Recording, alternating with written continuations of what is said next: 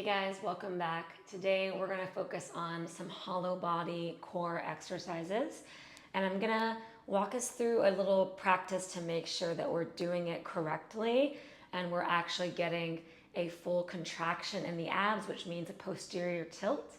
So let's check on it together. Come onto your back and you're going to bend your knees, put your low back on the floor, and I want you to feel that you can press your low back down or you can lift your low back up. Now, when you lift your low back, what's happening is we're creating more space between the ribs and the frontal hip bone. And this is creating a little bit of an anterior tilt and a back bend in our lower back. Now, to fully contract the abs, which simply means to shorten them, we have to actually pull the low back onto the mat, keep it there, and then what we're doing is we're bringing the ribs closer to the frontal hip bones. So I want you to see if you can keep the low back pressed. As you can see, my hand cannot go under there anymore. Keep that, lift the shoulder blades off the mat. Look at your abs, they're contracted. Lift one leg, lift the other. Cool, so bending the knees can make this easier. For some people, when we straighten the legs, this will cause us to lift the low back. Do you see what happened there? So what you can do is maybe slightly bend the knees. You can also grab the edges of your mat and push it away from you, keeping the low back on the ground. Cool. Let's try it again. So press the low back into the mat, squeeze the ribs down to meet the frontal hip bones, lift and parallel the legs. The arms can reach forward. To make it more challenging, you can bring the arms by the ears. And again, for even more challenge, you can extend the legs a bit. Cool. Knee to nose. Exhale.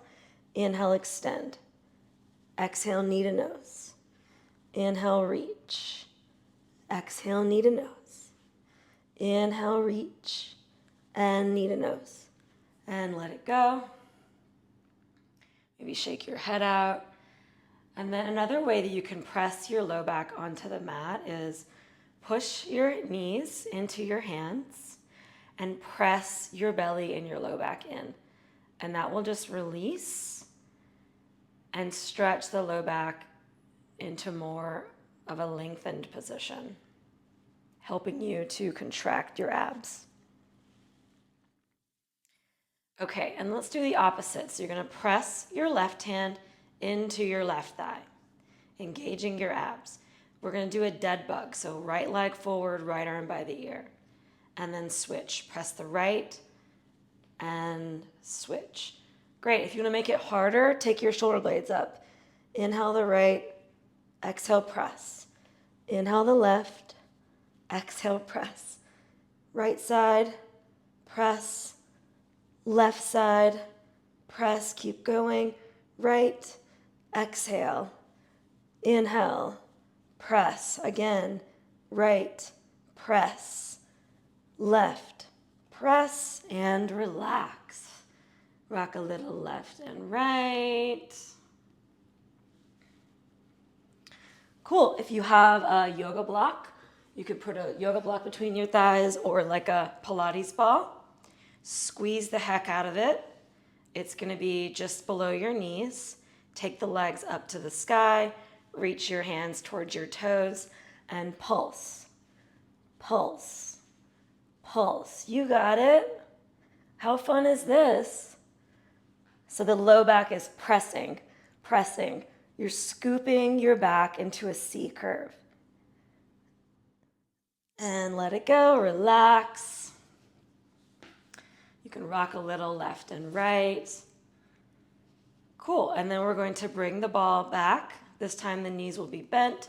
You're going to keep your knees over your hips stacked, and we're going to squeeze the ball, getting into those inner thighs, those adductors, and we're going to do some twists, some oblique work. So rotate to the left, reach the right arm to the left. Inhale, we'll take a break. Exhale to the right. Inhale, exhale left, inhale, exhale right, release, go left, release, Go right. You got it. Keep going. We won't do it forever. Well, I won't do it forever. Last one.